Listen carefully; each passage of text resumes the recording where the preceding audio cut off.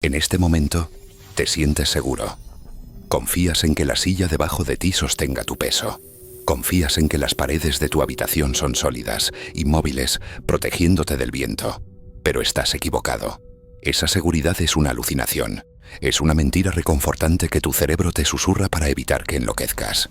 Porque si pudieras ver el mundo tal como es en realidad, si pudieras arrancar el papel tapiz del sentido común y mirar la maquinaria cruda debajo, no te sentirías seguro. Estarías aterrorizado. No estás sentado en un objeto sólido. Estás flotando sobre un enjambre de fantasmas vibrantes que son en un 99.9% espacio vacío. Y eso es la buena noticia. La mala noticia es que esos fantasmas no siguen las reglas. Crecemos creyendo que la realidad es fija. Creemos que el pasado es un cofre cerrado, que el futuro es un camino abierto y que los objetos existen independientemente de si los miramos o no. Pero durante los últimos 100 años, las personas más inteligentes del planeta han encontrado grietas en esa historia. Grietas profundas y dentadas que sugieren que el universo no es un lugar rígido en absoluto. Imagina que descubres que tu reflejo en el espejo puede moverse antes de que tú lo hagas. Imagina que una decisión que tomas mañana podría reescribir la historia de lo que te pasó ayer. Imagina que dos personas miran la misma bombilla y una la ve encendida, la otra apagada, y ambas dicen la verdad absoluta. Esto no es el guión de una película de ciencia ficción. Esto es mecánica cuántica, y sugiere que la realidad en la que tanto confías podría comportarse más como un videojuego que solo renderiza los gráficos cuando los miras.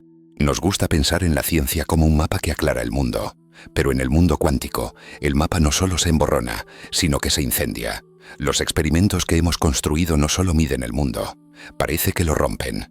Nos muestran partículas que pueden estar en dos lugares a la vez, como un criminal con una coartada perfecta.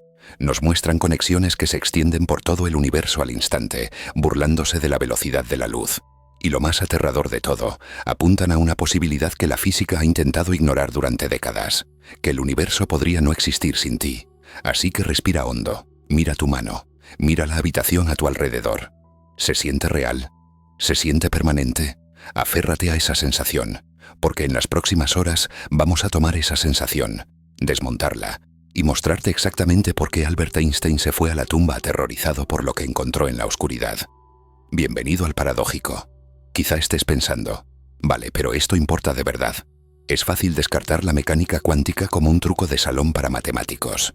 Lees un titular sobre partículas en dos lugares a la vez y te encoges de hombros. Te dices que es solo una rareza de las matemáticas, o tal vez solo sea extraño, en teoría, como un acertijo sin respuesta real. Te dices que el mundo real, el mundo de hipotecas, atascos de tráfico y partidos de béisbol, funciona con reglas serias y sólidas. La taza de café en tu escritorio no se preocupa por la superposición cuántica, solo está ahí. Pero aquí va la fría y dura verdad. Las matemáticas no son solo teoría, son un plano. Y cada vez que comparamos el plano con el edificio gana. No hablamos ya de ecuaciones en una pizarra. Hablamos de hardware, láseres, espejos, detectores hechos de silicio y oro. En las últimas décadas, los físicos han construido máquinas diseñadas para atrapar a la realidad en una mentira. Y cada vez la realidad confiesa. Estos experimentos se han repetido en laboratorios desde el Instituto Tecnológico de Massachusetts hasta Viena. Han sido verificados, revisados por pares y probados bajo estrés. Y los resultados son tan consistentemente imposibles que rompieron el espíritu de algunas de las mentes más grandes de la historia. Albert Einstein no odiaba la mecánica cuántica porque no la entendiera. La odiaba porque la entendía demasiado bien. Vio que si esas ecuaciones eran ciertas, entonces el universo no era el reloj ordenado y lógico en el que creía. Era algo más desordenado, algo que permitía conexiones espeluznantes y cambios retroactivos. Pasó los últimos años de su vida intentando encontrar un error en la lógica, intentando probar que Dios no juega a los dados. Pero los experimentos han hablado. Los dados están rodando y caen en números que no deberían existir. Ya hemos pasado el punto de preguntar si esto está ocurriendo.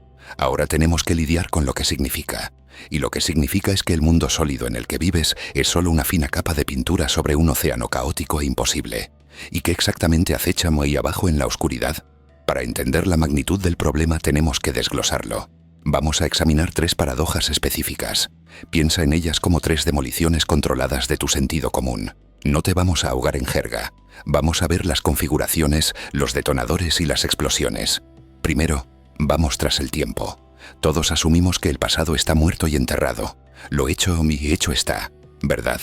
Pero el experimento del borrador cuántico de elección retardada sugiere lo contrario. Nos obliga a preguntar algo que ni siquiera debería tener sentido. ¿Puede una elección que haces ahora reescribir la historia de una partícula que vivió y murió antes de que tomaras la decisión? Suena a viaje en el tiempo, pero es peor. Es una violación completa de causa y efecto. Segundo, vamos a desmantelar el espacio. Vamos a mirar la pseudotelepatía cuántica. Sabes que si quieres decirle algo a tu amigo, tienes que enviar un mensaje, decir una palabra o agitar la mano. La información tiene que viajar. Toma tiempo ir de punto A a punto B. Incluso la luz tiene un límite de velocidad, pero la mecánica cuántica permite una conexión tan fuerte que evade el espacio por completo. Sugiere que dos objetos separados por galaxias pueden actuar como una unidad única, coordinando sus movimientos al instante sin intercambiar una señal. Hace que el concepto de distancia parezca una broma. Y finalmente, si aún estás de pie, enfrentaremos el nivel jefe. La paradoja que amenaza el concepto de verdad en sí misma. El amigo de Wigner toma el famoso escenario del gato de Schrödinger y lo arrastra al mundo humano. Pregunta: ¿qué pasa cuando dos personas miran el mismo evento y ven dos realidades mutuamente exclusivas? ¿Y si las matemáticas dicen que ambas tienen razón? Esta es la que más aterroriza a los científicos, porque si los hechos objetivos no existen, ¿qué estamos estudiando exactamente? Para cuando terminemos, no solo cuestionarás la física, cuestionarás el suelo en el que estás parado. Vamos a trabajar. Empecemos con la base que mantiene tu vida unida: el tiempo. No necesitas un doctorado para saber cómo funciona el tiempo. Lo sientes en tus huesos. Se mueve en una dirección, hacia adelante. Eras joven, ahora eres mayor. Enciendes una cerilla. Se quema.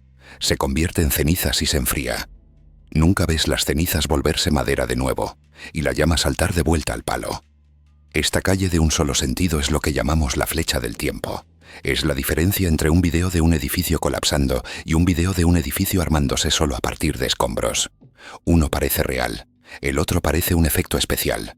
Este flujo está tan arraigado en nuestra psicología que tratamos el pasado y el futuro como dos especies completamente diferentes.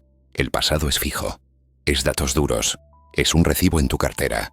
No puedes cambiar lo que compraste ayer. El futuro es fluido, es una apuesta. Aún no ha ocurrido, así que podemos moldearlo. Esa distinción es la base de la libre voluntad, el arrepentimiento y la esperanza. Es cómo funcionamos como seres humanos. Pero aquí está el enganche. El universo no parece compartir nuestra psicología. Cuando quitas la complejidad de cerillas quemándose y huevos rompiéndose, y miras las leyes fundamentales de la física, la flecha del tiempo desaparece. Mira las leyes de movimiento de Newton. Mira la relatividad de Einstein. Mira la ecuación de Schrödinger. Todas son simétricas en el tiempo. Eso significa que si grabas una interacción microscópica entre dos partículas y la reproduces al revés, obedece exactamente las mismas leyes. Una partícula chocando con otra tiene tanto sentido en reversa como hacia adelante. Las ecuaciones no se preocupan. No tienen un botón de reproducción que solo vaya en una dirección. Así que si las leyes del universo funcionan en ambas direcciones, ¿por qué recordamos el pasado pero no el futuro? ¿Por qué no podemos afectar lo que pasó ayer? Usualmente los físicos lo despachan con la entropía, la idea de que el desorden siempre aumenta. Pero la entropía es una regla estadística. Funciona para cosas grandes y desordenadas como omelettes y motores. Pero cuando aíslas un sistema cuántico único, un solo fotón viajando por el vacío, la entropía no te protege. La distinción entre antes y después se emborrona. Y en ese borroso ocurren cosas extrañas. Cosas que sugieren que el futuro podría tener un agarre en el pasado tan fuerte como el pasado en el futuro. Para entender cómo podemos romper el tiempo, primero tenemos que entender el experimento más famoso en la historia de la física: la doble rendija. Probablemente hayas oído hablar de él. Tal vez lo aprendiste en la escuela secundaria y lo olvidaste. Pero necesitamos mirarlo de nuevo, no como un diagrama de libro de texto, sino como una escena del crimen. Porque aquí es donde empieza el problema. Imagina que tienes una ametralladora. La disparas contra una placa de acero con dos rendijas verticales cortadas en ella. Detrás de la placa hay una pared trasera. Si rocías balas en las rendijas, algunas se bloquearán y otras pasarán. En la pared trasera esperas ver dos franjas de agujeros de bala. Simple, rudo, predecible. Así es como funciona la materia. Así es como se comportan las cosas. Pero si reduces tus balas al tamaño de electrones o fotones, las reglas cambian. En lugar de dos franjas, obtienes un patrón de muchas franjas, un patrón de interferencia. Parece ondas en un estanque chocando entre sí. Esto nos dice que la partícula no pasó por una rendija o la otra. Pasó por ambas. Se comportó como una onda, dividiéndose, interfiriendo consigo misma y golpeando la pared como una nube de probabilidad. Ahora, aquí viene el golpe. Si pones un detector, un sensor, una cámara, un ojo vigilante junto a las rendijas para ver por cuál pasó la partícula realmente, el comportamiento de onda se detiene al instante. La partícula vuelve a ser una bala sólida. Pasa por una sola rendija. El patrón de interferencia en la pared trasera desaparece, reemplazado por esas dos franjas aburridas. Piensa en lo que implica. Significa que la partícula sabe que la estás observando. Cuando no miras, es un fantasma explorando todos los caminos posibles a la vez. Cuando miras, se congela en una sola realidad. El acto de medirla la obliga a mí a decidir qué hizo. Esto ya es lo suficientemente extraño. Sugiere que la historia, el camino que tomó la partícula, no está fija hasta que haces la pregunta. Pero los físicos, siendo gente terca, hicieron una pregunta de seguimiento. Una pregunta que abrió la puerta al viaje en el tiempo. ¿Qué pasa si esperamos? En 1978, un físico llamado John Archibald Wheeler, una leyenda que trabajó con Einstein y Bohr, ideó una forma de llevar esta locura al límite. Lo llamó el experimento de Mire de elección retardada. Su lógica era simple pero devastadora. En la doble rendija estándar decidimos si mirar la partícula antes de que pase por las rendijas. Ponemos el detector, luego disparamos. La partícula ve el detector y se comporta como una bala. Si quitamos el detector se comporta como una onda. Pero Wheeler preguntó, ¿y si engañamos a la partícula? ¿Y si la dejamos pasar por las rendijas primero? Imagina que la partícula vuela a través de la barrera. En ese momento ya ha decidido si ser una onda pasando por ambas rendijas o una partícula pasando por una. Está en el aire, viajando hacia la pared trasera. Entonces, y solo entonces, decidimos si encender los detectores o no. Hacemos la elección en el presente sobre un evento que ocurrió en el pasado. Si el universo respeta el flujo del tiempo, esto no debería importar. Si la partícula pasó por ambas rendijas como una onda, encender un detector después no debería cambiar ese hecho. Es demasiado tarde. El crimen se ha cometido. La huella ya está hecha. Pero Wheeler predijo algo imposible. Predijo que si eliges medir el camino después de que la partícula haya pasado las rendijas, la partícula de alguna manera retrocederá en el tiempo y cambiará su comportamiento para coincidir con tu elección. Decidirá retroactivamente haber sido una sola partícula todo el tiempo. Wheeler ilustró esto a escala cósmica. Imagina un fotón viniendo de un cuásar distante a 1000 millones de años luz. Tiene que pasar alrededor de una galaxia masiva para llegar a la Tierra. La gravedad dobla su camino, dándole dos rutas, izquierda o derecha. Viaja por 1000 millones de años. Entra en nuestro telescopio hoy. Ahora mismo decidimos si verificar por qué lado de la galaxia vino. Wheeler argumentó que nuestra elección hoy determina si ese fotón viajó como una partícula enfocada o una onda extendida durante los últimos 1000 millones de años. Piensa en el peso de eso. Implica que la historia del universo no es una grabación terminada reproduciéndose. Es una transmisión en vivo que estamos editando en tiempo real. Durante mucho tiempo, esto fue solo un experimento mental, una idea aterradora en papel. Pero la tecnología eventualmente alcanzó. Para correr esta prueba en un laboratorio, necesitábamos una forma de retardar la elección sin tocar la partícula en sí. Aquí es donde construimos el borrador cuántico. Suena como un arma de ciencia ficción, pero es en realidad una pieza brillante de ingeniería diseñada para engañar a la causalidad. Aquí va la configuración. Disparamos un láser a través de una doble rendija, pero detrás de las rendijas colocamos un cristal especial, un cristal de beta-bario borato. Este cristal hace algo mágico. Divide cada fotón que lo golpea en dos fotones entrelazados. Son de menor energía, pero están inextricablemente unidos. Son gemelos. Un gemelo se llama el fotón señal, el otro se llama el fotón ocioso. Esta es la clave. El fotón señal se envía directo a la pared trasera, la pantalla de detección, para registrar un patrón. Esta es nuestra historia. Aterriza, deja una marca y muere. Verificamos dónde golpeó. Pero el fotón ocioso. El ocioso es el chivato. Lleva la información sobre por cuál rendija pasó el fotón señal. Si conocemos el camino del ocioso, conocemos el camino de la señal. Están entrelazados. No puedes esconderte del ocioso. Así que enviamos el ocioso por un camino más largo. Lo enviamos a través de un laberinto de cables de fibra óptica y espejos. Esto nos da tiempo. Crea un intervalo. El fotón señal golpea la pared primero. El evento se registra. El fotón ocioso aún vuela por los cables. No ha llegado a sus detectores aún. Y aquí es donde jugamos a ser Dios. Mientras el ocioso está en vuelo, después de que la señal ya haya golpeado la pared, hacemos una elección. Podemos dirigir el ocioso a un detector que revela el camino, manteniendo la información, o podemos enviarlo a un codificador que destruye la información del camino, borrándola. Congelemos el tiempo por un segundo y miremos el estado del universo en este momento exacto. El fotón señal ha aterrizado. Ha golpeado la pantalla de detección. Digamos que aterrizó en la coordenada X. Eso es un hecho. Ocurrió 8 nanosegundos atrás. En términos humanos, eso es nada. En términos cuánticos, es una eternidad. Ese punto en la pantalla es tinta en papel. No puede moverse, no puede cambiar. El pasado está bloqueado. Mientras tanto, el fotón ocioso aún viaja por la fibra óptica. Está efectivamente en el futuro relativo a su gemelo. No ha llegado a la estación de conmutación aún. No se ha tomado ninguna decisión. El universo contiene el aliento. Según la lógica clásica, lo que le pase al ocioso ahora no debería importar para la señal. La señal está muerta. Se ha ido. Ya sea que capturemos el ocioso, lo destruyamos o lo dejemos volar por la ventana, el punto en la pared ya está ahí win. No puedes cambiar una huella después de que la bota se haya levantado. El patrón de interferencia, el patrón de onda o de agrupación, la partícula debería ya estar determinada. Pero aquí es donde entra el borrador. El experimento está diseñado para responder una pregunta específica. El fotón señal sabe lo que vamos a hacer con su gemelo en el futuro. El punto en la pared depende de una decisión que aún no ha ocurrido. Si la respuesta es sí, entonces todo lo que sabemos sobre causa y efecto está equivocado. Si la respuesta es sí, entonces el futuro está extendiendo dedos invisibles y remodelando el pasado. Los científicos se sientan en los controles. Los datos fluyen, y lo que ven en la pantalla desafía todo instinto de un ser humano racional. Entremos en la mecánica de la trampa. El fotón ocioso corre por los cables de fibra óptica. Se acerca, mueve a una serie de espejos semitransparentes, divisores de haz. Estos son los cruces. Son los instrumentos de nuestra elección. Así funciona la elección. Si el fotón golpea un cierto conjunto de detectores, digamos D3 y D4, significa que la información del camino se preserva. Sabemos exactamente por cuál rendija vino el fotón. El universo ha visto el camino. La etiqueta de cuál camino está pegada a la partícula.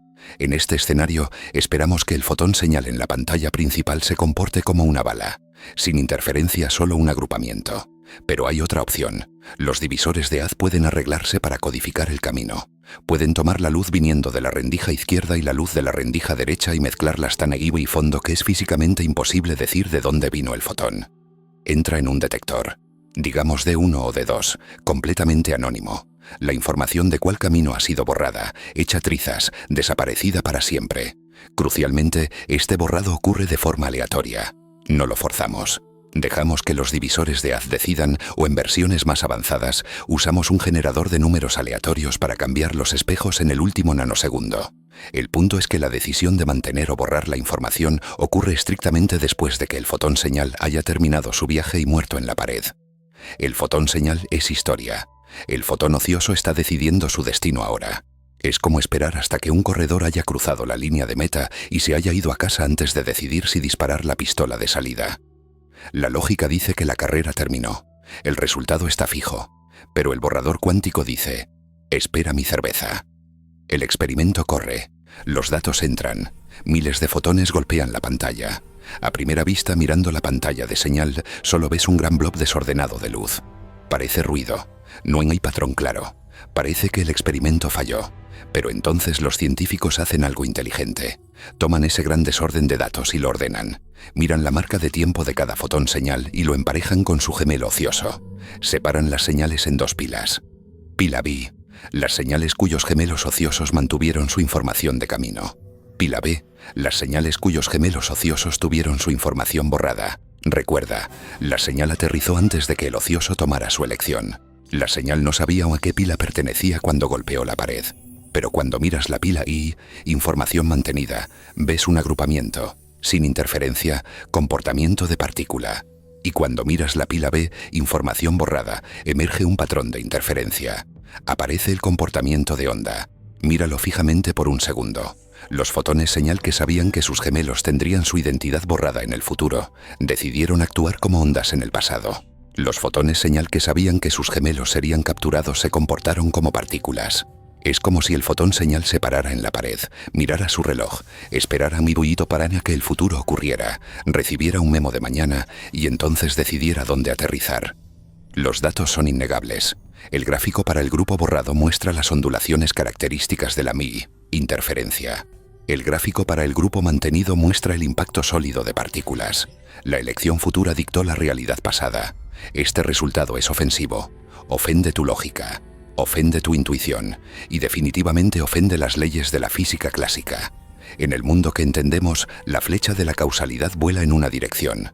Empujas un dominó. Cae. La caída es el efecto. El empujón es la causa. La causa debe ocurrir siempre cronológicamente antes del efecto. Esa es la definición de tiempo. Pero el borrador cuántico escupe en la cara de esa regla. Aquí, el efecto, el patrón en la pared, ocurre físicamente antes de la causa. El borrado de información. Es como escribir una carta ni ti mismo ayer y que llegue. Sugiere que la línea de tiempo no es una secuencia de eventos cayendo como dominós, sino una red tensada donde tirar de un hilo al final vibra el inicio. ¿Cómo puede un fotón ser tan inteligente? ¿Tiene una radio? ¿Tiene un enlace psíquico? No. Es una partícula subatómica.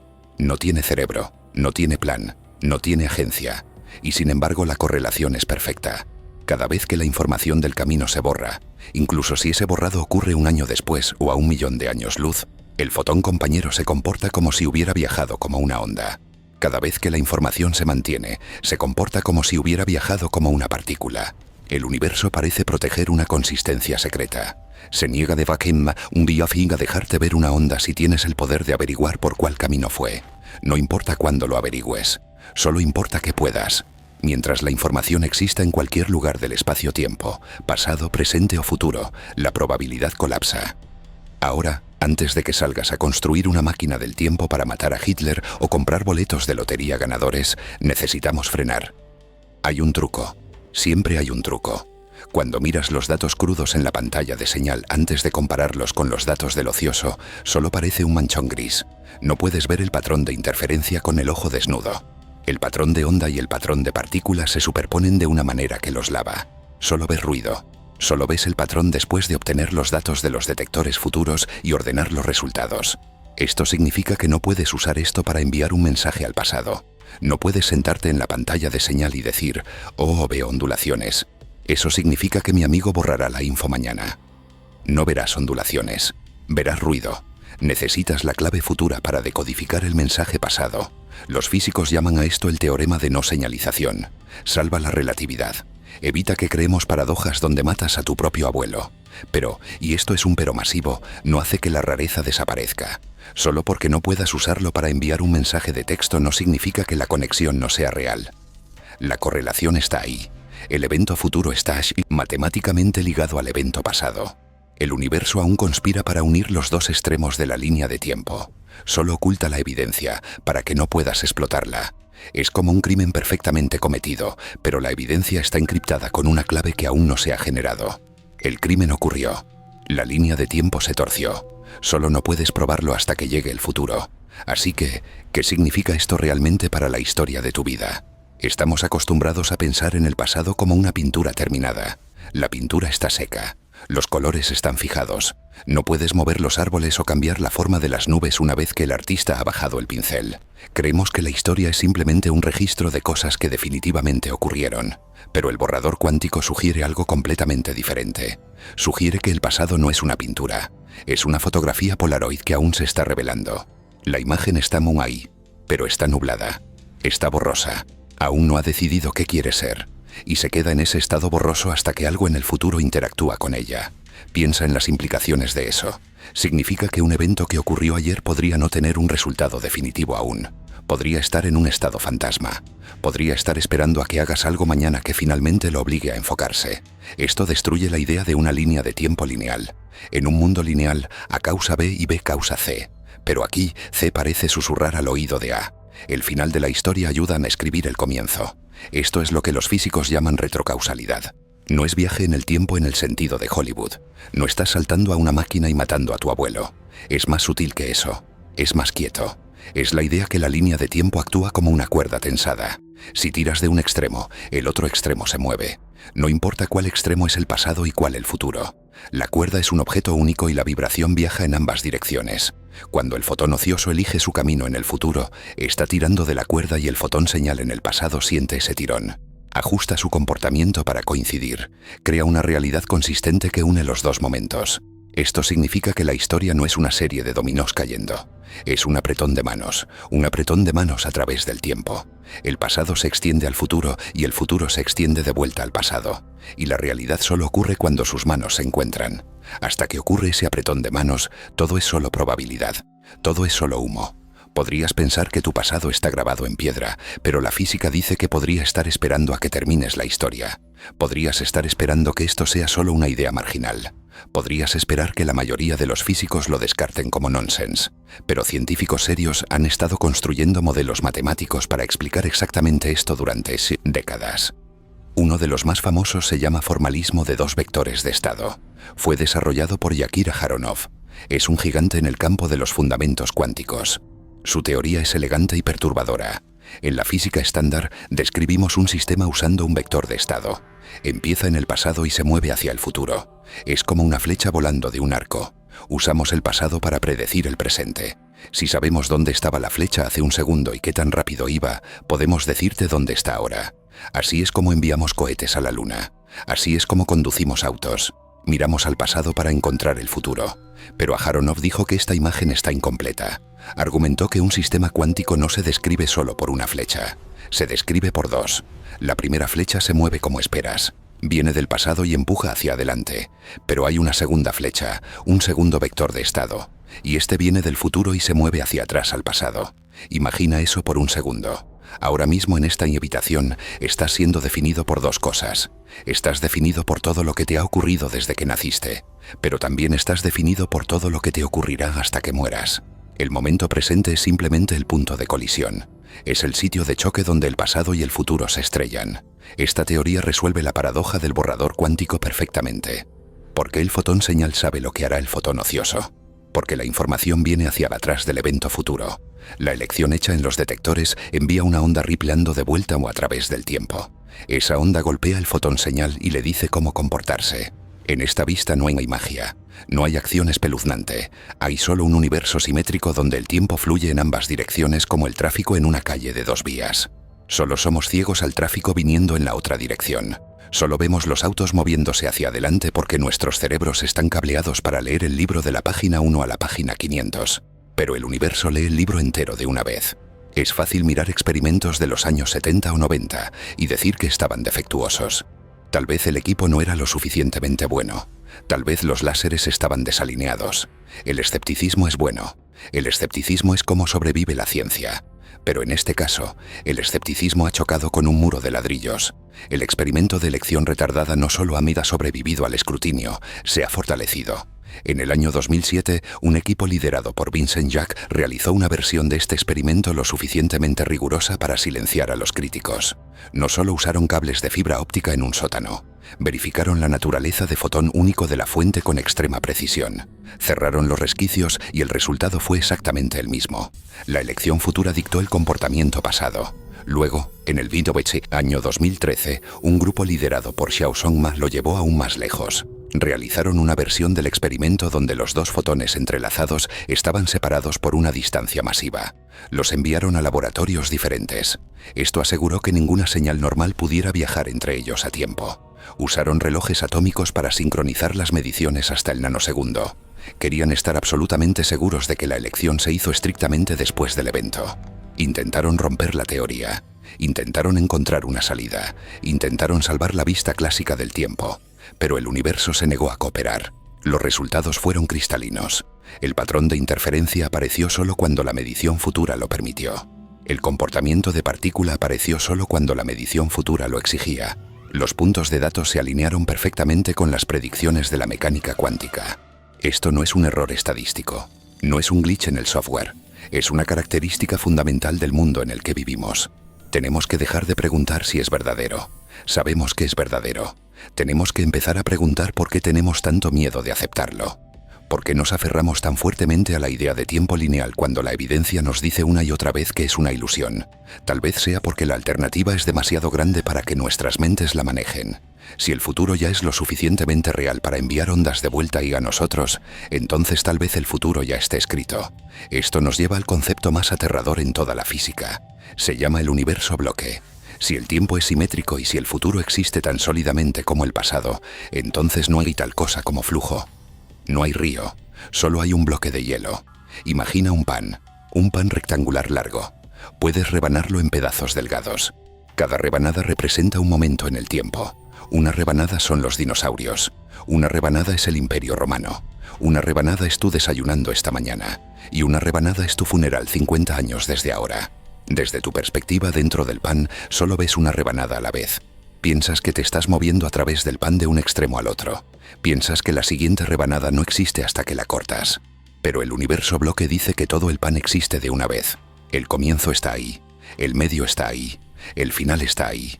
Todos son igualmente reales. Todos están congelados en una estructura de cristal de 4 dimensiones que llamamos espacio-tiempo. Los dinosaurios aún están vivos en su rebanada. Tú ya estás muerto en tu rebanada futura. Nada se mueve realmente. Nada cambia realmente. Lo único que se mueve es tu conciencia. Tu conciencia se arrastra a lo largo del bloque como una luz brillando en una tira de película. La película ya está en la lata. El guión está escrito. El final está fijo. Solo la estás viendo por primera vez. Borrador cuántico apoya esta vista. Muestra que el futuro es lo suficientemente sólido para rebotar señales. Muestra que los eventos de mañana están sentados ahí esperando que lleguemos. Y si eso es verdadero, ¿qué pasa con la libre voluntad? ¿Qué pasa con la elección? Si eliges borrar la información del camino en el futuro, ¿realmente tomaste una elección? ¿O esa elección era solo otra parte congelada del bloque? Era solo otra línea en el código que se escribió antes de que el universo comenzara. Este es el precio de entender la mecánica cuántica. Ganas una mirada a la maquinaria, pero pierdes el confort de tu agencia. Te das cuenta de que podrías ser un personaje en un libro que ya haya sido impreso. Y no importa cuánto luches en la página, no puedes cambiar las palabras que vienen después. Hemos desmantelado el tiempo. Lo hemos convertido en una prisión. Pero si crees que eso es claustrofóbico, espera hasta que derribemos las paredes del espacio.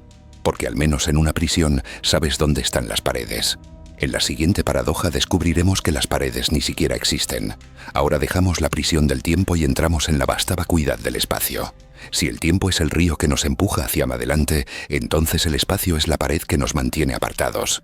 Damos por sentado que los objetos están separados entre sí. Yo estoy aquí, tú estás allí. La pantalla está frente a ti, la pared está detrás de ti. Hay distancia entre nosotros, y esa distancia significa seguridad. En el mundo clásico, la distancia es el buffer definitivo. Si quieres afectar algo, tienes que tocarlo. Si no puedes tocarlo, tienes que lanzarle una piedra. Si no puedes lanzar una piedra, tienes que enviar una señal, una onda de sonido, una onda de radio, un haz de luz. Todas estas cosas toman tiempo para viajar. Nada ocurre al instante. Esta es la ley del terreno. Esta ley tiene un nombre. Se llama localidad. Era la base del universo de Albert Einstein. Él creía que la influencia de cualquier objeto se limita a su entorno inmediato. Creía que nada podía viajar más rápido que la velocidad de la luz. Si el sol explotara ahora mismo, no lo sabríamos por 8 minutos. Aún veríamos la luz. Aún sentiríamos la gravedad. Por esos 8 minutos seríamos blissful ignorantes porque la noticia de la explosión tiene que viajar físicamente a través de los 150 millones de kilómetros de espacio para alcanzarnos. Este límite de velocidad es lo que mantiene el universo ordenado. Evita el caos. Asegura que la causa siempre lleve al efecto en una cadena predecible. Implica que cada objeto lleva su propia realidad consigo. Una manzana en una mesa en Nueva York tiene sus propias propiedades. Una manzana en Londres tiene las suyas. No están conectadas. No se susurran entre sí. No se importan. Son islas en el oscuro océano del espacio. Esta idea de separación nos hace sentir solos, pero también tiene sentido. Coincide con nuestra experiencia diaria. No esperas que tu taza de café se derrame solo porque alguien en otro país volcó la suya. Pero la mecánica cuántica tiene el hábito de tomar cosas que tienen sentido y prenderles fuego. En los años 30, los físicos descubrieron algo en las matemáticas que no debería estar ahí. Era un fantasma en la máquina. Encontraron que bajo ciertas condiciones, dos partículas podían interactuar y luego separarse, pero nunca estarían verdaderamente apartadas. Se volvían ligadas. Se entrelazaban. Este enlace no es como una cuerda. No es como una señal de radio. Es mucho más profundo. Cuando dos partículas están entrelazadas, dejan de ser dos objetos separados. Se convierten en un solo objeto matemático que solo pasa de estar en dos lugares diferentes. Comparten una función de onda. Comparten una existencia. Imagina tomar dos monedas. Las giras ambas en una mesa. Luego las separas. Llevas una moneda al polo norte. Llevas la otra al polo sur. Están a miles de kilómetros aparte. Están completamente aisladas. Golpeas tu mano en la moneda del polo norte. Aterriza cara arriba. Al instante, sin un solo nanosegundo de demora, la moneda en el polo sur se golpea y aterriza cruz arriba. Ocurre cada vez. Si la moneda norte es cruz, la sur es cara. Están perfectamente anticorrelacionadas. Esto es lo que Einstein llamó acción espeluznante a distancia. Usó la palabra espeluznante porque lo asustaba. Desafiaba el límite de velocidad del universo. ¿Cómo sabía la moneda en el polo sur qué ocurrió en el polo norte? ¿Cómo sabía aterrizar cruz en el momento exacto en que su pareja aterrizó cara? No había tiempo para que una señal viajara entre ellas. No haz de luz, no onda de radio. Nada podía cruzar la Tierra tan rápido. Parecía magia, parecía telepatía. Implicaba que el espacio efectivamente no existe para estas partículas. Implicaba que la distancia es una ilusión. Einstein odiaba esto. Lo odiaba con pasión. Argumentó que la física tenía que estar equivocada. Argumentó que el universo no podía ser tan extraño. Estaba convencido de que tenía que haber una explicación racional, una razón clásica simple por qué las monedas siempre coincidían. Y por mucho tiempo, todos le creyeron. Einstein ideó la defensa, una forma de salvar la sanidad. Dijo: «Mira, esto no es magia, es solo falta de información». Propuso una idea llamada variables ocultas. Piensa así. Imagina que tengo un par de guantes, un guante izquierdo y un guante derecho. Los pongo en dos cajas separadas. Cierro las cajas. Las mezclo. Te entrego una caja y me quedo con una. Vuelo a la luna. Tú te quedas en la Tierra. Abres tu caja. Ves un guante izquierdo. Al instante sabes que yo tengo el derecho. ¿Significa eso que mi guante mágicamente se convirtió en derecho cuando miraste?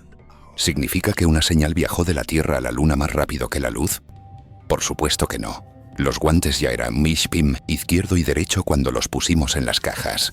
Tenían esas propiedades desde el principio. Solo no sabíamos cuál era cuál hasta que miramos. El resultado estaba predeterminado. Estaba escrito en el pasado. Einstein argumentó que las partículas entrelazadas funcionan exactamente igual. Dijo que cuando las partículas se crean, hacen un acuerdo secreto. Llevan un guión oculto dentro. Una dice: seré spin arriba. La otra dice: seré spin abajo. No podemos leer el guión, así que para nosotros parece aleatorio. Pero no es aleatorio. Está fijo. Las partículas solo llevan variables ocultas que les dicen qué hacer. Si Einstein tenía razón, entonces el universo está seguro. La localidad se salva. No hay acción espeluznante. No hay conexión instantánea. Solo hay ignorancia. Solo necesitamos encontrar las variables ocultas. Esta explicación era perfecta. Era lógica. Era reconfortante. Se mantuvo como la teoría dominante por 30 años. Todos asumieron que Einstein había ganado el debate. ¿Por qué la naturaleza usaría magia cuando podía usar lógica simple? Pero entonces, en los años 60, un físico irlandés llamado John Stuart Bell decidió verificar las matemáticas y encontró una forma de probar que Einstein estaba equivocado. John Bell hizo una pregunta peligrosa. Preguntó: ¿hay alguna diferencia entre el escenario de los guantes y el escenario cuántico? ¿Hay algún experimento que podamos correr que muestre un resultado diferente para variables ocultas versus entrelazamiento verdadero? Resulta que sí hay. Y la mejor forma de entenderlo no es con ecuaciones, sino con un juego. Un juego imposible de ganar en un universo clásico, pero fácil en uno cuántico. Esto se conoce como el juego del cuadrado mágico. Suena como un rompecabezas que encontrarías en un periódico dominical, pero es en realidad una prueba de la estructura fundamental de la realidad. Aquí van las reglas. Tenemos dos jugadores. Llamémoslos Alicia y Bob. Son compañeros de equipo. Ganan juntos o pierden juntos. Pero durante el juego están separados. Los ponen en habitaciones diferentes. No pueden hablar. No pueden enviarse mensajes. No pueden verse. No tienen forma de comunicarse. Cada uno recibe una cuadrícula, una simple cuadrícula de 3×3, como un tablero de 3 en raya. Un árbitro le va a pedir a Alicia que llene una fila específica de su cuadrícula con palstium o enrigimpos 1, y le pedirá a Bob que llene una columna específica de su cuadrícula. Hay reglas para cómo llenan. Alicia debe asegurarse de que los números en su fila multipliquen para dar +1. Bob debe asegurarse de que los números en su columna multipliquen para dar +1, y aquí está el truco. El número donde la fila y la columna se intersectan debe ser el mismo para ambos jugadores. Si Alicia pone +1 en ese cuadrado, Bob debe poner +1 también. Si coinciden, ganan. Si no coinciden, pierden. En un mundo de variables ocultas, esto suena fácil. Podrían acordar una cuadrícula maestra antes de que empiece el juego. Podrían memorizar un patrón. Podrían crear una estrategia, pero si haces las matemáticas te das cuenta de algo impactante. Es lógicamente imposible crear una cuadrícula maestra que satisfaga todas las reglas a la vez. No hay combinación de números que funcione para cada posible fila y columna. Si usan una estrategia clásica, lo mejor que pueden hacer es ganar alrededor del 89% de las veces. Siempre fallarán eventualmente. Las matemáticas prohíben la perfección. Pero si le das a Alicia y Bob un par de partículas entrelazadas, algo imposible ocurre. Dejan de perder. Veamos por qué este juego es imposible para personas normales. Tienes una cuadrícula de 9 cuadrados. Necesitas poner plebondium o pim 1 en cada caja. Las reglas dicen que cada fila debe multiplicar a plebontoasun positivo. Las reglas dicen que cada columna debe multiplicar a bi1 negativo. Adelante, inténtalo. Toma un papel. Dibuja la cuadrícula. Empieza a escribir números. Encontrarás algo molesto. Puedes hacer que la primera fila funcione. Puedes hacer que la segunda fila funcione. Puedes hacer que todas las columnas funcionen. Pero cuando llegas al último cuadrado en la esquina inferior derecha, chocas con una pared. Para satisfacer la regla de la fila, necesitas poner pel vivo plavuentos 1. Para satisfacer la regla de la columna, necesitas poner 1. Estás atascado. No puedes poner ambos números en la misma caja. Esto no es un truco, es un error de paridad. El número de signos negativos necesarios para las filas es par. El número de signos negativos necesarios para las columnas es impar. No puedes reconciliarlos.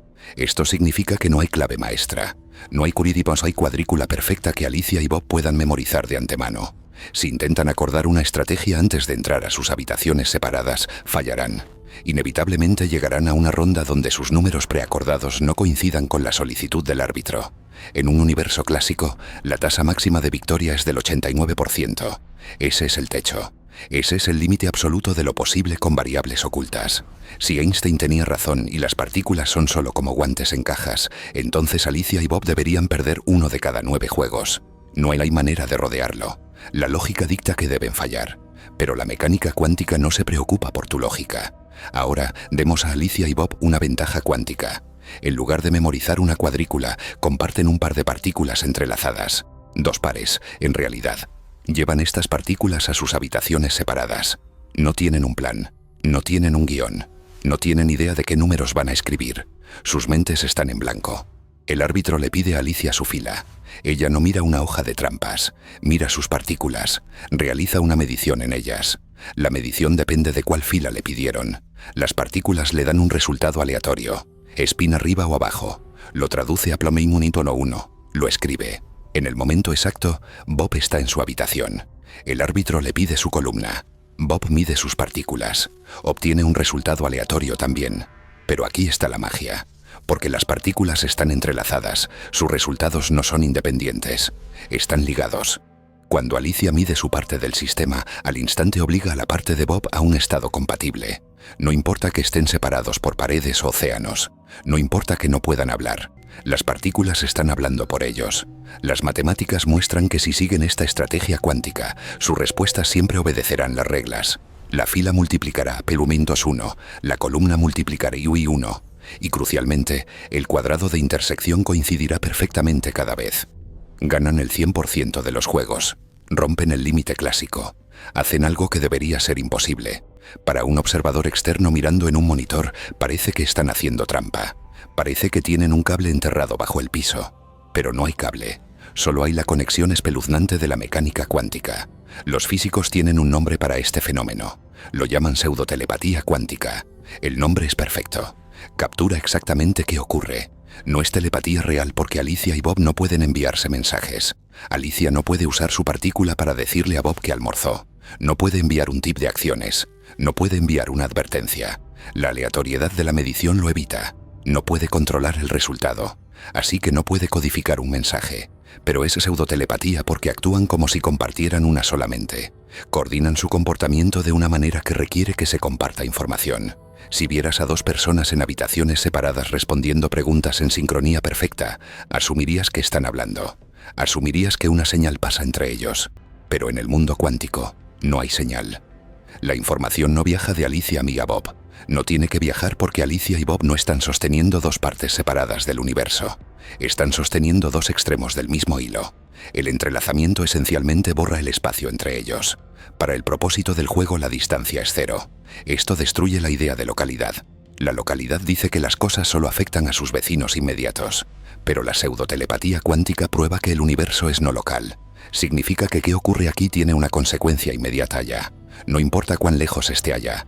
Implica que a un nivel fundamental, el universo no está hecho de piezas separadas, es una red holística única.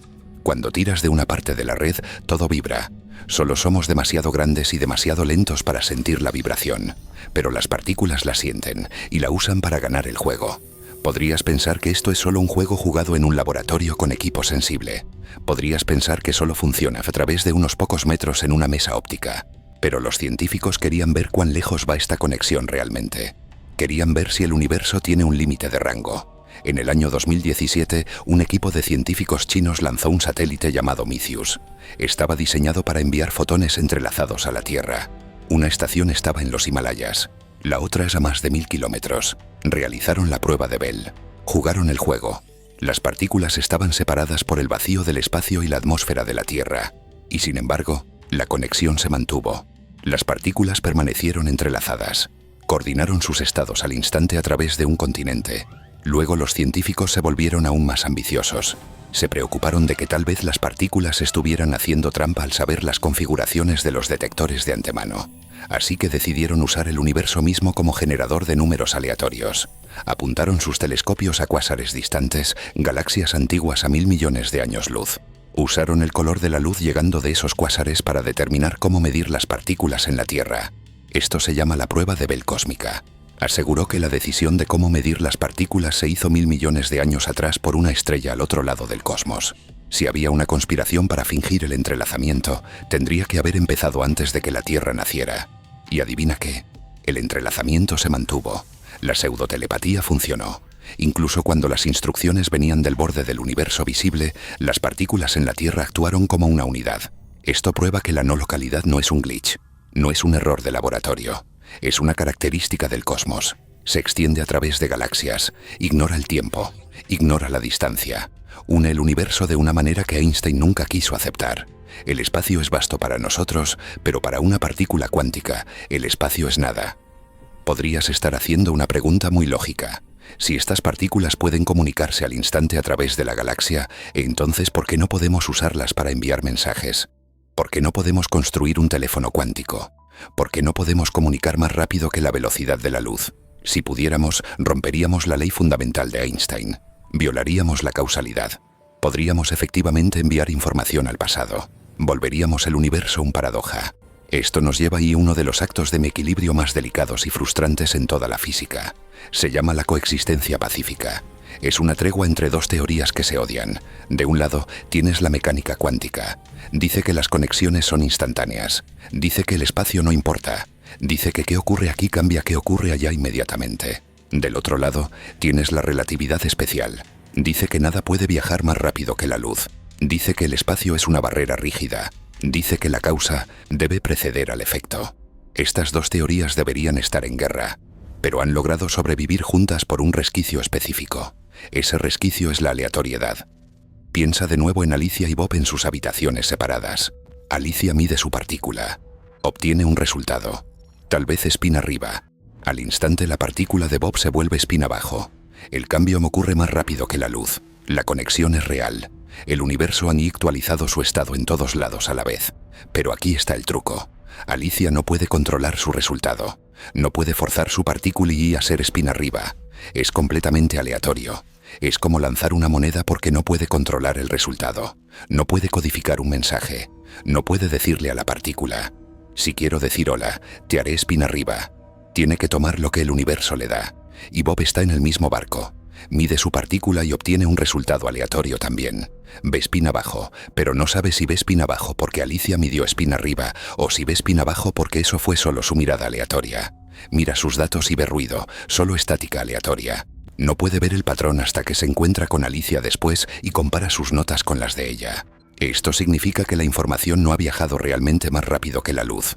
Solo la correlación se ha establecido más rápido que la luz. El universo permite que exista la conexión espeluznante, pero prohíbe que la usemos para enviar un telegrama. Protege el límite de velocidad de la luz escondiendo el mecanismo detrás de un muro de aleatoriedad absoluta. Es como si el universo dijera: te dejaré estar conectado, pero no te dejaré hablar. Es una censura cósmica. Es una forma de mantener las leyes de la física de colapsar en anarquía total. ¿Cómo hacemos sentido de esto? ¿Cómo explicamos un universo donde las cosas están lejos y sin embargo actúan como si estuvieran justo al lado? Uno de los físicos más brillantes y controvertidos del siglo XX, llamado David Bohm, tenía una idea. Sugirió que nuestro problema no es con las partículas. Nuestro problema es con cómo vemos el universo mismo. Pensamos que el espacio es vacío y que los objetos son cosas separadas flotando en él. Pero Bohm dijo que esto es una ilusión. Dio una analogía famosa para explicarlo. Imagina un acuario, un tanque de peces rectangular. Dentro del tanque hay un solo pez nadando. Ahora imagina que no puedes ver el tanque directamente. Solo puedes verlo a través de dos cámaras de video. Una cámara apunta al frente del tanque, la otra apunta al lado del tanque. Estas cámaras alimentan dos monitores separados en otra habitación. Te sientas en esa mi habitación y miras las pantallas. En una pantalla ves un pez moviéndose, en la otra pantalla ves otro pez moviéndose. Parecen diferentes porque los ves desde ángulos diferentes. Uno podría parecer largo y delgado, el otro corto y ancho, pero mientras miras notas una correlación espeluznante. Cuando el pez en la pantalla gira un poco, el pez en la pantalla B también gira una cantidad correspondiente.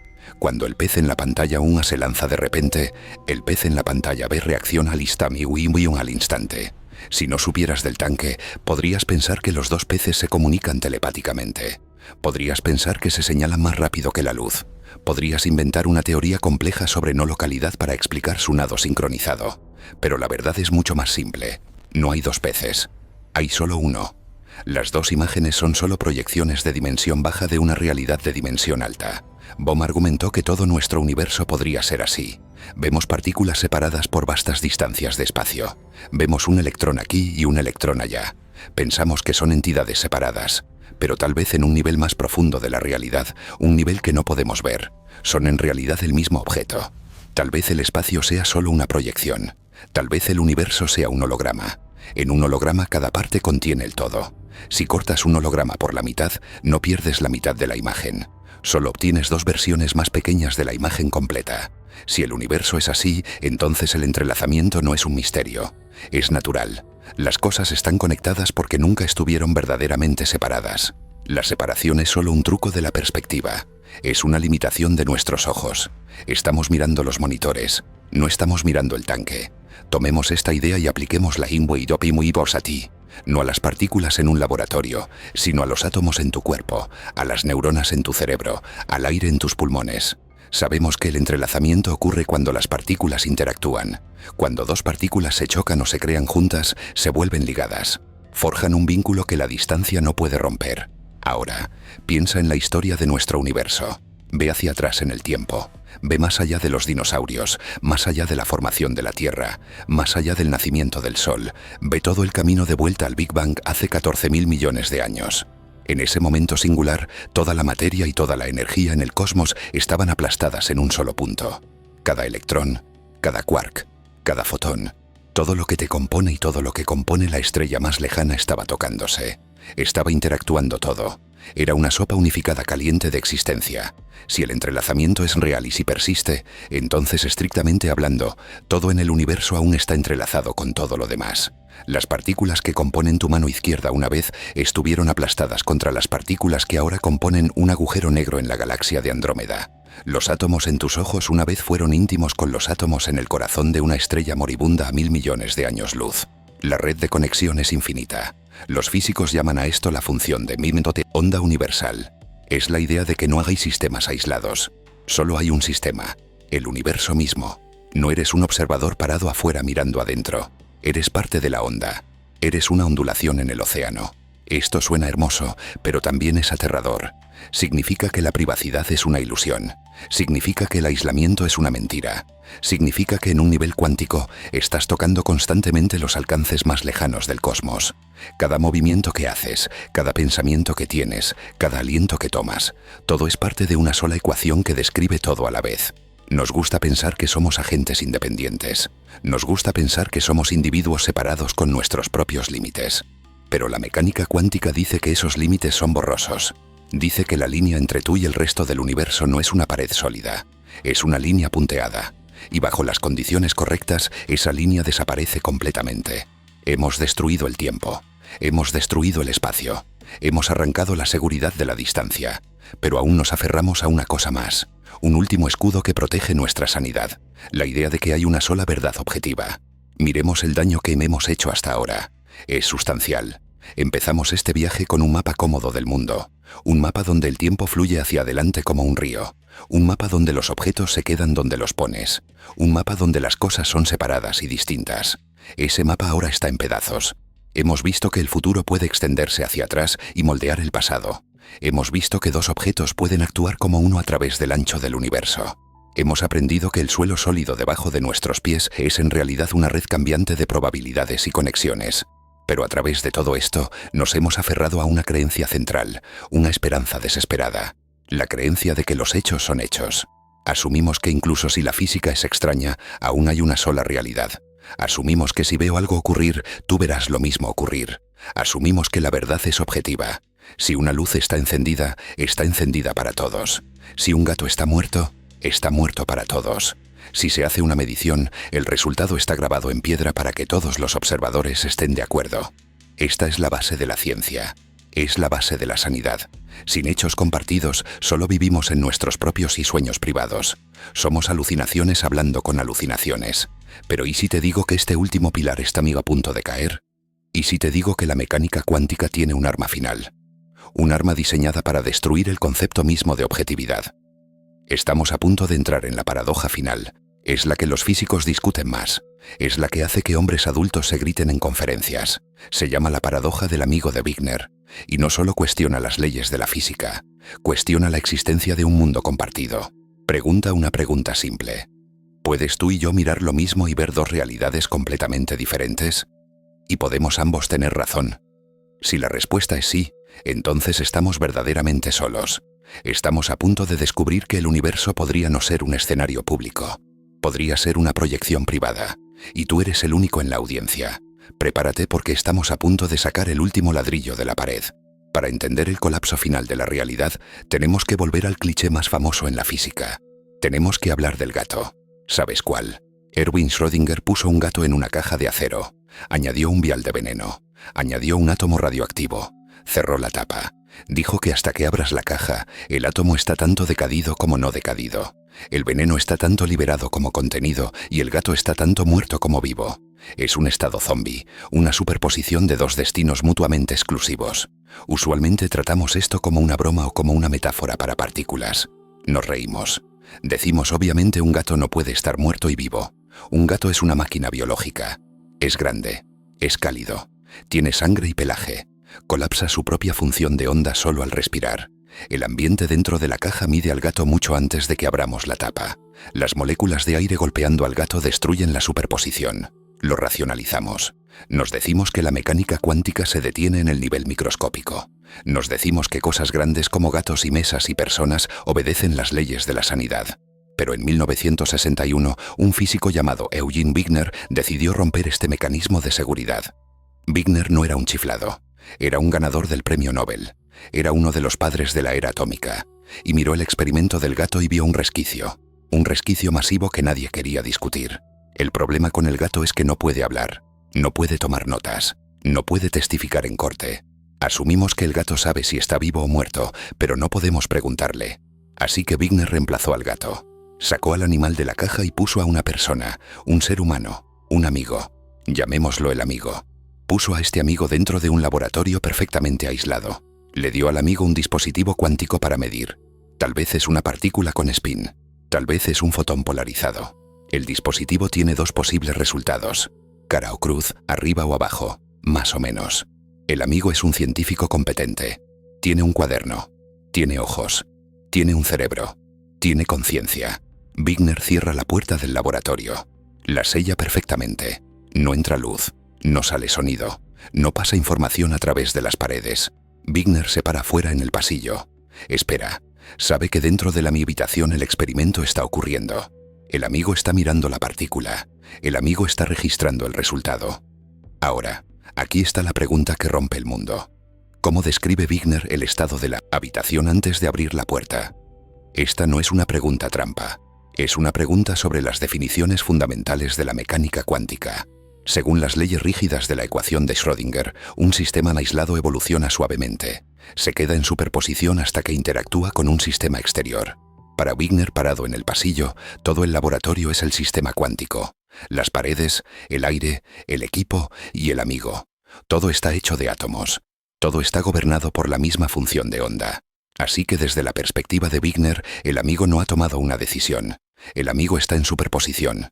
El amigo ha visto cara y el amigo ha visto cruz al mismo tiempo. El amigo ha escrito cara en el cuaderno y ha escrito cruz en el cuaderno. Ambas versiones del amigo existen simultáneamente dentro de la mi habitación sellada. Esto parece imposible. Parece absurdo. Pero las matemáticas lo exigen. Y esto es solo la configuración. El horror empieza cuando preguntamos quién tiene razón. Congelemos el tiempo y miremos esta situación desde dos puntos de vista diferentes. Necesitamos habitar las mentes de nuestros dos personajes porque están viviendo en dos universos diferentes. Primero, vayamos dentro de mi habitación. Seamos el amigo. Estás parado en la mesa. Miras el detector. Ves un destello de luz. Indica espina arriba. Eso es un hecho. Es visceral. Es real. Sientes la adrenalina. Tomas tu pluma. Escribes espina arriba en tu cuaderno de laboratorio. Miras tu mano. Es sólida. Miras las paredes. Son estables. No te sientes como un fantasma. No te sientes como una personalidad dividida. Definitivamente no estás en superposición. Has colapsado la función de onda. La probabilidad se fue. La certeza es del 100%. Para ti, el resultado es una pieza de historia. Ocurrió hace 5 minutos. Está hecho. Ahora pasemos a través de la pared y parémonos en el pasillo con Wigner. Eres Wigner. Aún no has abierto la puerta. Estás sosteniendo un portapapeles. Estás calculando la función de onda de mi habitación. Según las leyes de la física, la habitación está perfectamente aislada. Eso significa que no ha filtrado información. Eso significa que la superposición no ha colapsado para ti. Describes la habitación como una onda compleja. En tu ecuación hay un término para amigo vio arriba y un término para amigo vio abajo. Están sumados. Se interfieren entre sí. Para ti la medición no ha ocurrido aún. La realidad dentro de la habitación aún es fluida. Aún se está decidiendo. Podrías teóricamente realizar un experimento de interferencia en toda la habitación y probar que el amigo está en ambos estados a la vez. Esta es la paradoja. ¿Quién es correcto? El amigo dice que la medición ocurrió. Wigner dice que la medición no ocurrió. El amigo dice que la realidad es espina arriba. Wigner dice que la realidad es espina arriba más espina abajo. En la física clásica esto nunca ocurre. En la física clásica, la realidad es objetiva. Si un árbol cae en el bosque y lo oyes, cayó. Si alguien más está a 8 kilómetros, podría no oírlo, pero sabe que cayó. Hay una sola línea de tiempo. Hay un solo libro de hechos. Podríamos tener conocimiento diferente sobre el libro. Yo podría haber leído la página 10 y tú no. Pero las palabras en la página 10 no cambian dependiendo de quién sostiene el libro. Pero aquí las palabras sí cambian. El hecho de la materia es diferente para el amigo y para Wigner. El amigo afirma que existe un estado definitivo. Wigner afirma que no existe un estado definitivo. Y la cosa aterradora es que la mecánica cuántica dice que ambos tienen razón. La teoría no tiene una regla que diga que la persona dentro de la caja gana. No tiene una regla que diga que la persona afuera gana. Trata a todos los observadores por igual. Esto lleva a una contradicción, una explosión lógica. Si Wigner abre la puerta, verá al amigo y al cuaderno. Verá espina arriba. La función de onda colapsará para Wigner. Pero ¿cuál era el estado del amigo un segundo antes de que se abriera la puerta? ¿Estaba feliz por el resultado? ¿O estaba en una animación suspendida de múltiples realidades? El amigo solo se vuelve real cuando Wigner lo mira. Y si es así, Wigner solo se vuelve real cuando alguien más lo mira. ¿Dónde termina la cadena? ¿Quién es el observador final? Por décadas los físicos intentaron ignorar esto. Lo llamaron filosofía. Lo llamaron una pérdida de tiempo. Dijeron: Wigner, estás pensando demasiado. Vuelve a calcular secciones transversales nucleares. Dijeron que en el mundo real no podemos aislar a un ser humano. Un humano es demasiado desordenado. Un humano irradia calor. Un humano respira. El aislamiento es imposible. Por lo tanto, la paradoja nunca ocurrirá. La función de onda siempre colapsará naturalmente. Pensaron que estaban seguros. Pensaron que mogli mantener la paradoja encerrada en el reino de papel y tinta. Pero se equivocaron. La tecnología mejoró. Los láseres se volvieron más afilados, los detectores más rápidos. Y en el año 2019, un equipo de investigadores decidió forzar el asunto. Un grupo liderado por Massimiliano Proietti en la Universidad de Ottawa en Edimburgo construyó el amigo de Wigner en un laboratorio. No usaron un amigo humano.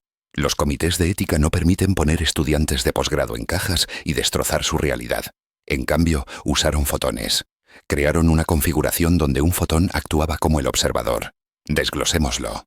Tenían un fotón que medía la polarización de otro fotón. Este fotón medidor era el amigo. Registraba el resultado en su propio estado cuántico. Si el objetivo era vertical, el fotón amigo se desplazaba de una manera. Si era horizontal, se desplazaba de la otra. Esta es una medición. Es una interacción que crea un registro. Luego tenían un conjunto de detectores externos actuando como Wigner. Estos detectores externos podían medir todo el sistema amigo sin preguntar qué era el resultado. Podían tratar el fotón amigo como una onda que no había decidido aún. Podían probar por interferencia. Corrieron el experimento miles de veces. Recopilaron los datos. Buscaban algo específico.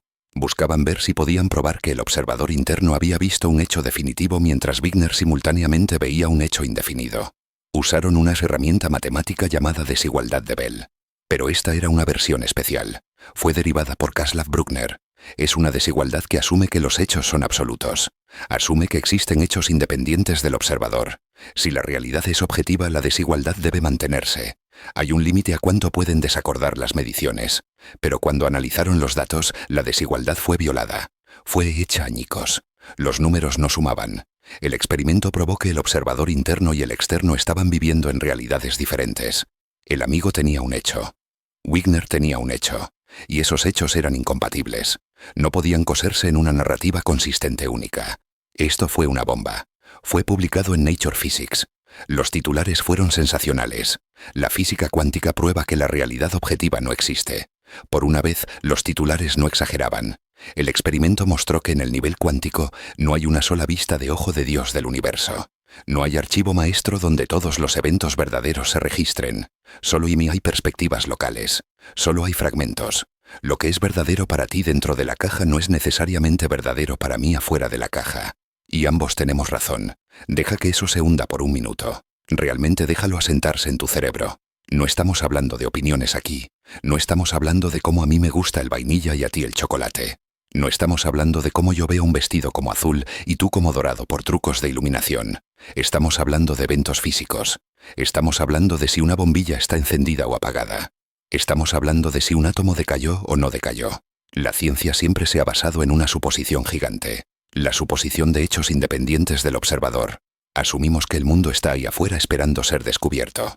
Asumimos que si todos los humanos murieran mañana, las estrellas aún brillarían y los planetas aún orbitarían y los átomos aún rebotarían. Asumimos que los hechos son duraderos. Un hecho es un hecho es un hecho. Pero el experimento de Wigner mata esa suposición. Le pone una bala en la cabeza. Nos dice que un hecho solo se establece relativo a un observador. Un hecho es una relación privada entre tú y el universo. No pertenece al dominio público. Mi medición crea mi realidad. Tu medición crea tu realidad. Y hasta que interactuemos, esas realidades no tienen obligación de coincidir. Esto abre la puerta a una trampa filosófica aterradora llamada solipsismo. El solipsismo es la idea de que solo mi mente es real y todo lo demás es una proyección. Usualmente lo descartamos como loco. Decimos, mira, puedo tocarte. Eres real. Pero la mecánica cuántica susurra que tal vez estemos más aislados de lo que pensamos. Si puedo vivir en un universo donde el spin es arriba y tú puedes vivir en un universo donde el spin es indefinido, entonces ¿realmente estamos habitando el mismo espacio? ¿Realmente estamos viendo el mismo mundo? ¿O estamos cada uno atrapado en nuestra propia burbuja personal de percepción? Una burbuja que se superpone con otras pero nunca se fusiona completamente. Piensa en lo que esto significa para la verdad. Luchamos guerras por la verdad. Construimos tribunales para determinar la verdad. Nos apoyamos en la idea de que hay una sola cadena de eventos que realmente ocurrió. Pero si la física dice que la verdad es relativa al observador, entonces la base de nuestra existencia compartida empieza a agrietarse. Implica que en el nivel más profundo estamos solos. Estamos navegando un multiverso de hechos personales. Tal vez cuando te miro, te estoy forzando a un estado que coincide con mis preguntas. Y tal vez cuando me miras, me estás forzando a un estado que coincide con las tuyas. No nos estamos descubriendo mutuamente. Nos estamos creando mutuamente. Esta es la implicación definitiva del amigo de Wigner. Sugiere que el universo no es un contenedor rígido de objetos, es un juego de participantes. Y las reglas del juego dicen que no puedes pararte en las sidelines. Tienes que jugar, y el movimiento que haces determina el tablero que ves. ¿Cómo dormimos por la noche con este conocimiento? ¿Cómo vivimos en un mundo donde los hechos no son sólidos? Los físicos han pasado los últimos 60 años intentando encontrar una salida de esta trampa. Han intentado encontrar una historia que haga sentido de la locura, y el primer intento mayor para arreglarlo es tal vez el más famoso y el más radical de todos. Se llama la interpretación de muchos mundos. En los años 50, un estudiante de posgrado llamado Hugh Everett Threaches miró las matemáticas de la mecánica cuántica y decidió tomarlas literalmente. Dijo, ¿y si la función de onda nunca colapsa? ¿Y si la probabilidad nunca desaparece? ¿Y si cada posible resultado de un experimento realmente ocurre? En el caso del amigo de Wigner, esto resuelve el problema explotando el universo. Everett dijo que cuando el amigo mide la partícula, el universo se divide. Se ramifica como un árbol. En una rama del universo, el amigo ve espina arriba. En otra rama del universo, el amigo ve espina abajo. Ambas ramas son igualmente reales. Ambas versiones del amigo existen, solo están separadas por la división. No pueden hablarse, no pueden verse. Pero ambas están ahí. Ahora piensa en Wigner parado en el pasillo. En esta vista Wigner no está mirando una superposición de un amigo. Está ahí, parado en el tronco del árbol antes de que las ramas se dividan para él. Cuando abre la puerta no colapsa nada, simplemente se convierte en parte del proceso de ramificación. Se divide en dos. Se convierte en un Wigner que abre la puerta y ve al amigo con espina arriba. Y hay un segundo Wigner que abre la puerta y ve al amigo con espina abajo. Esto restaura la objetividad pero a un precio terrible. Significa que no hay paradoja porque no hay un resultado único. Cada resultado ocurre. El amigo tiene razón en su mundo. Wigner tiene razón en su mundo. Y eventualmente se encuentran en la multitud de mundos. El precio que pagamos es que la realidad se vuelve infinitamente pesada. Cada vez que un átomo se mueve, cada vez que un fotón golpea una hoja, cada vez que se toma una decisión, todo el universo se duplica. Esto suena a ciencia ficción. Suena a una película de Marvel. Pero muchos físicos mainstream creen que esta es la única conclusión lógica. Si confías en las matemáticas completamente, si rechazas añadir cualquier regla mágica de colapso, entonces tienes que aceptar el multiverso. Tienes que aceptar que hay miles de millones de versiones de ti viviendo cada posible vida. En un mundo cerraste este video hace 10 minutos. En otro mundo nunca lo encontraste. En otro mundo, eres un físico. En otro mundo, estás muerto. La paradoja del amigo de Wigner desaparece en la vista de muchos mundos porque la contradicción es solo una ilusión de perspectiva. El amigo ve una cosa, Wigner ve un borroso de cosas, pero eso es solo porque Wigner no se ha unido a la rama aún. Una vez que abre la puerta, se entrelaza con el resultado. Se desliza en la ranura. Se convierte en parte de esa historia específica. No hay conflicto. Solo hay un despliegue infinito de posibilidades. Es una solución limpia, pero también aterradora. Sugiere que nuestra sensación de unicidad es una mentira. Sugiere que nuestras elecciones no eliminan opciones. Solo nos envían por corredores diferentes en un laberinto infinito. Y nunca podemos volver a ver los otros caminos. Hay otra forma de resolver el rompecabezas. Una que no requiere un número infinito de universos. Pero requiere un sacrificio aún mayor. Requiere que renunciemos a la idea de que la física describe la realidad en absoluto. Este enfoque se llama bayesianismo cuántico o simplemente cobism. Los partidarios de esta teoría dicen que hemos estado cometiendo un error de categoría por 100 años. Miramos la función de onda, la ecuación matemática que describe la partícula y pensamos que es un objeto físico real. Pensamos que es como una onda en el océano. Pensamos que está mi baba ahí afuera en el mundo esperando ser medida. Cubism dice no. Deja de pensar eso. La función de onda no está en el mundo. Está en tu cabeza. No es una descripción del átomo. Es una descripción de tus creencias sobre el átomo. Es una herramienta. Es una guía de apuestas. Es un conjunto de probabilidades que calculas basado en la información que tienes. Piensa en un juego de póker. Tienes 2 cartas. Calculas las probabilidades de ganar. Esas probabilidades no son un objeto físico flotando sobre la mesa. Son un estado mental. Son tu predicción personal. Si miras las cartas de tu oponente, tus probabilidades cambian. Las cartas no cambiaron. La mesa no cambió. Solo tu información cambió. Tu función de onda colapsó. Pero la función de onda de tu oponente no colapsó porque él no sabe que miraste. Si aplicas esto al amigo de Wigner, la paradoja desaparece al instante. Porque el amigo y Wigner tienen descripciones diferentes de la mi habitación. Porque tienen información diferente. El amigo está sentado en la mesa de póker mirando las cartas. Sabe que el resultado es espina arriba. Sus probabilidades de apuesta son del 100%. Wigner está parado afuera de la habitación. No ha visto las cartas. Sus probabilidades de apuesta son 50-50. Ambos tienen razón. Porque la física no es sobre la verdad de la habitación. La física es sobre el conocimiento del observador. No hay contradicción porque no están describiendo lo mismo. Están describiendo sus propias apuestas personales sobre qué ocurrirá después. Esto suena razonable. Suena práctico. Nos salva del multiverso.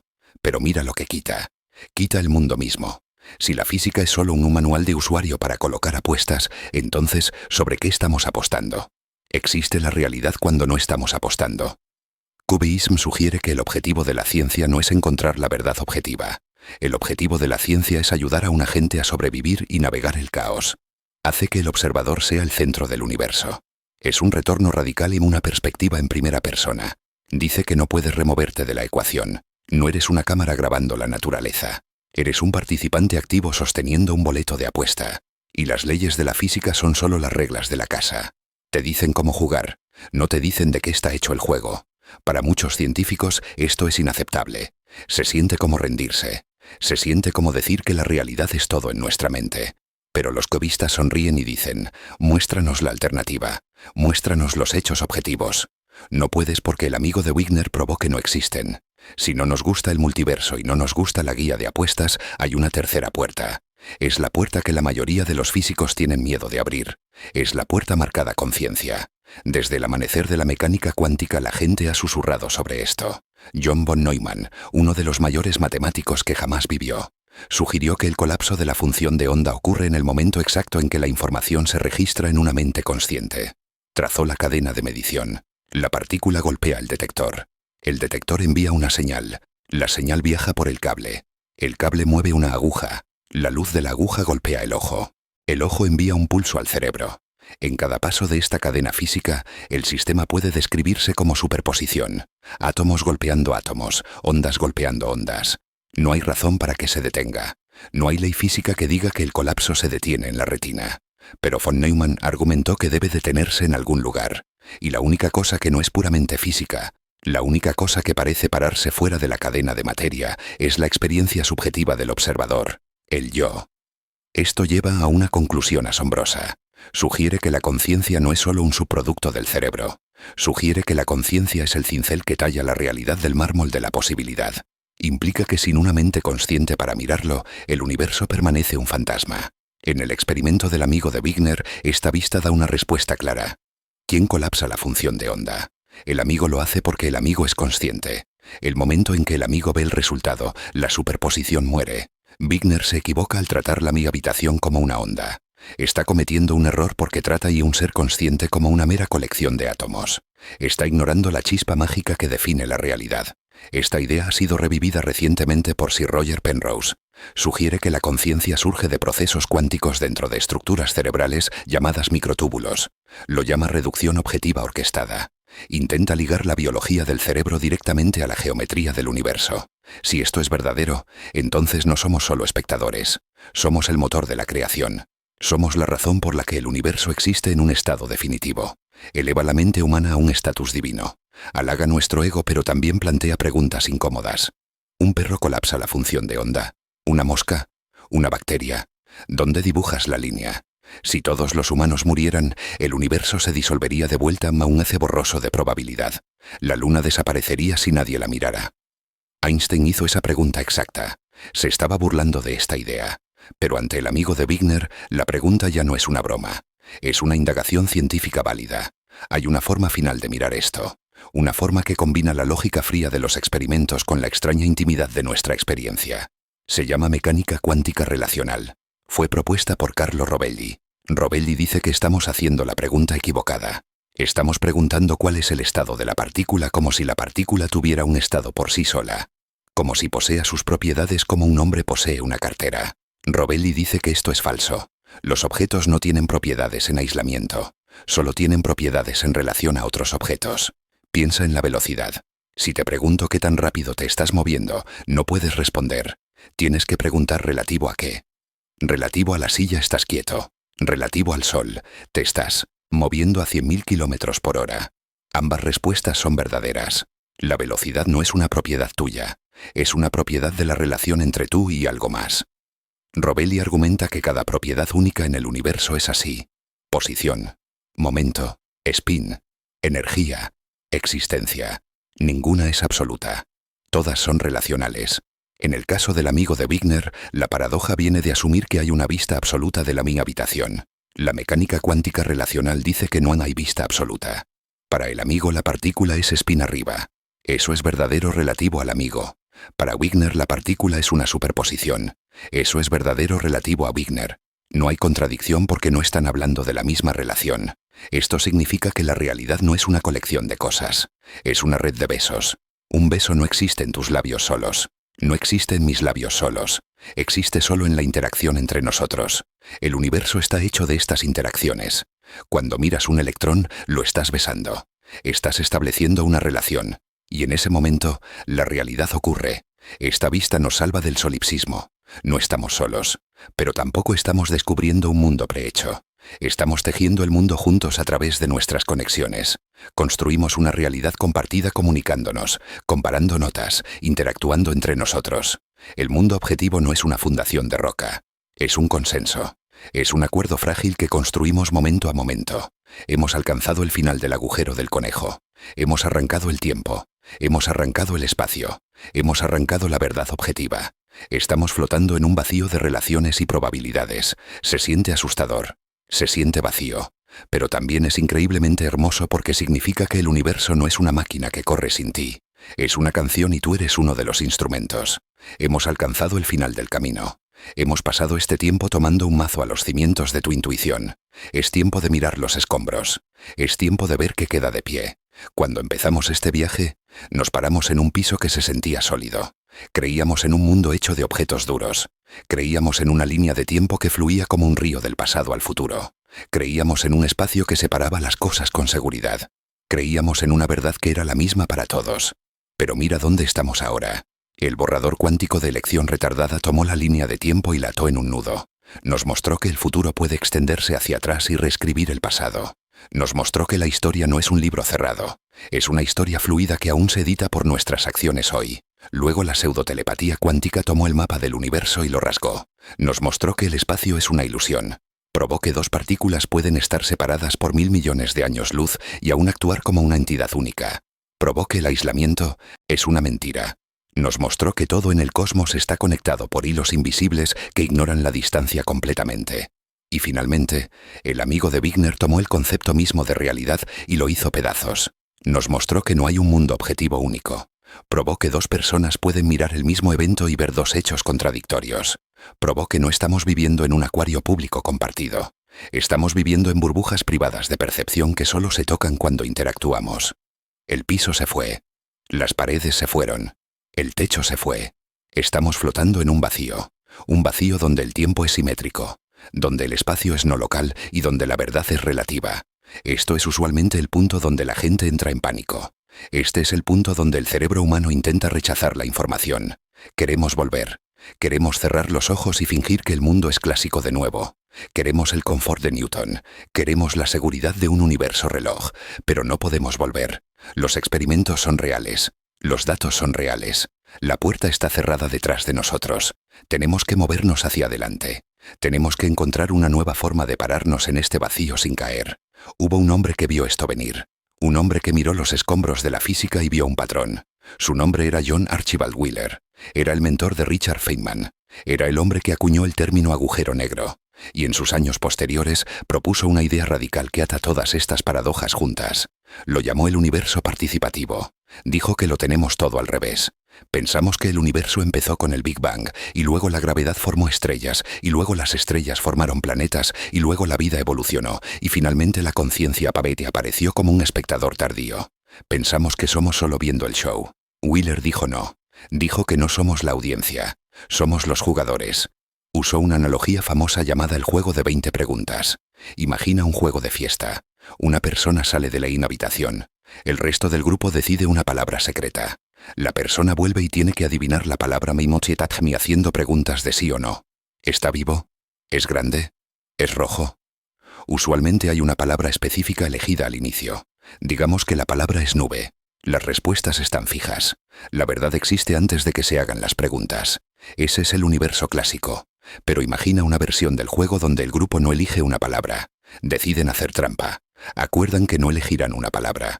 En cambio, responderán cada pregunta aleatoriamente o basado en la respuesta anterior, siempre que mantengan consistencia. El adivino pregunta: ¿está vivo? La primera persona piensa y dice: no. Ahora la palabra debe ser no viva. El adivino pregunta: ¿es grande? La segunda persona piensa y dice: sí. Ahora la palabra debe ser grande y no viva. El juego continúa. Las respuestas estrechan las posibilidades. Finalmente el adivino pregunta: ¿es una nube? La última persona se da cuenta de que nube encaja con todas las respuestas anteriores y dice: sí. En esta versión del juego, la palabra nube no existía cuando el adivino entró en la habitación. Fue traída a la existencia por las preguntas. Wheeler dijo: esto es exactamente lo que la mecánica cuántica nos está diciendo. El electrón no tiene posición hasta que preguntamos: ¿dónde está? El fotón no tiene camino hasta que preguntamos: ¿por cuál rendija fuiste? El universo no tiene historia hasta que preguntamos qué ocurrió.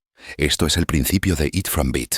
Cada partícula, cada campo de fuerza, incluso el tejido del espacio-tiempo mismo deriva su función, su significado, su existencia misma enteramente de elecciones binarias, de las respuestas a preguntas de sí o no planteadas por dispositivos de medición.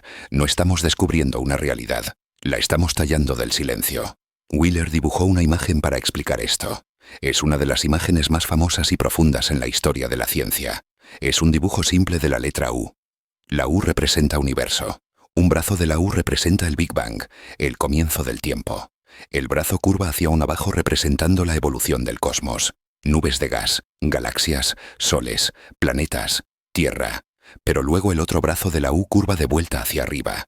Se tuerce y al final del brazo hay un ojo gigante. Y ese ojo está mirando de vuelta al comienzo de la U. Está mirando de vuelta al Big Bang. Esto somos nosotros. Somos el ojo. Somos la materia estelar que despertó.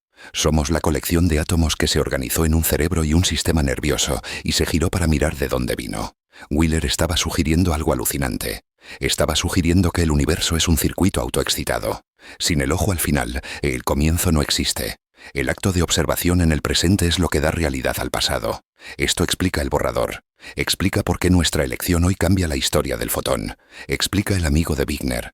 Explica por qué la realidad requiere un observador. Somos parte de un bucle extraño. El universo nos crea, pero nosotros creamos el universo. Es una relación de dependencia mutua. No puedes tener el escenario sin los actores y no puedes tener los actores sin el escenario. Por mucho tiempo la ciencia intentó remover el elemento humano. Intentamos ser objetivos. Intentamos fingir que no estábamos aquí. Pero la mecánica cuántica nos ha agarrado por el cuello y nos ha tirado de vuelta al escenario. Dice: no puedes irte. Importas. Eres estructural. Eres la lente a través de la cual la probabilidad fuzzy del cosmos se enfoca en un haz-Sharp de realidad. Así que ¿por qué esto asusta a los científicos? ¿Por qué Einstein lo combatió? ¿Por qué Schrödinger se arrepintió de empezar? ¿Por qué sentimos un pozo en el estómago cuando hablamos de ello? Nos asusta porque quita nuestra manta de seguridad. Nos gusta la idea de un universo mecánico. Nos gusta la idea de que somos pequeños e insignificantes. Si somos solo engranajes en una máquina, entonces no somos responsables. Si el futuro ya está escrito, entonces podemos solo montarnos en los rieles. Si el mundo es objetivo, entonces podemos solo medirlo y irnos a casa. Pero si el universo participativo es verdadero, entonces no estamos seguros. No somos insignificantes, somos esenciales. Significa que nuestras observaciones, nuestras preguntas y nuestras interacciones son lo que mantiene el nightmare del caos a raya. Significa que la realidad es algo que tenemos que mantener. Es una responsabilidad aterradora. Sugiere que las luces solo se quedan encendidas porque estamos mirando. Sugiere que si todos cerráramos los ojos, el mundo podría disolverse. Es el miedo definitivo a la oscuridad. El miedo de que el monstruo sea real y lo único que lo mantiene atrás es tu linterna. Pero hay otra forma de mirarlo. Una forma que no es asustadora sino empoderadora. Si creamos la realidad, entonces no somos prisioneros de ella. No estamos atrapados en un universo bloque. No estamos aislados en un planeta solitario. Estamos tejidos en el código más profundo del cosmos. Somos la forma en que el universo se conoce a sí mismo. Somos la forma en que el universo se siente a sí mismo. Somos el mecanismo de existencia.